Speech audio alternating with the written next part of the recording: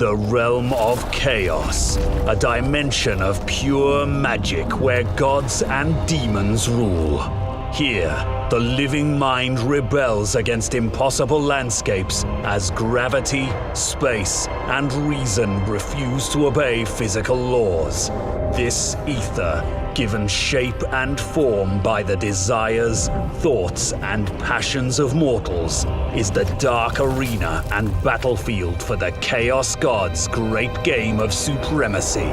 Kairos Fateweaver has traveled far from the Red Plains and the Grand Bastion.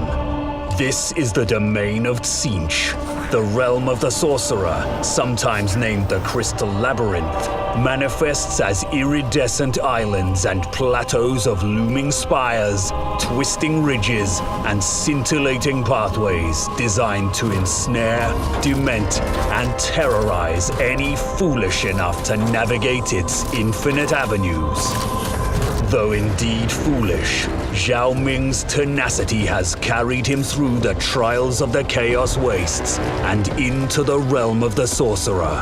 His impudence and audacity are at once delightful and insulting to Fateweaver, who turns his army to punish these brazen invaders.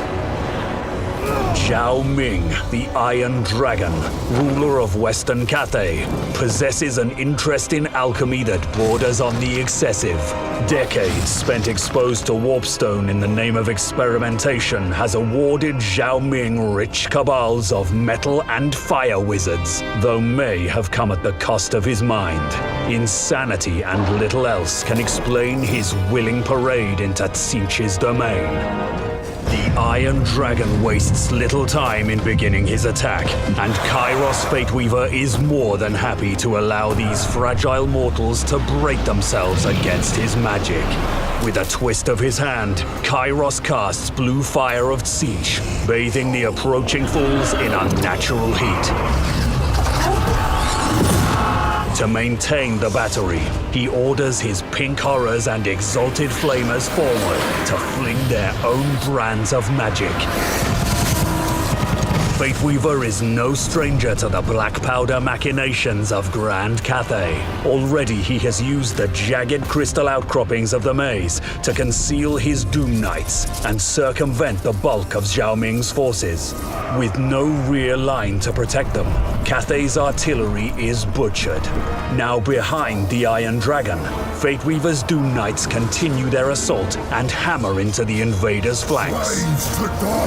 Unlike his sister, Zhao Ming does not wait long to assume his dragon form and employs his newfound ferocity to overwhelm Fateweaver's loyal Lord of Change.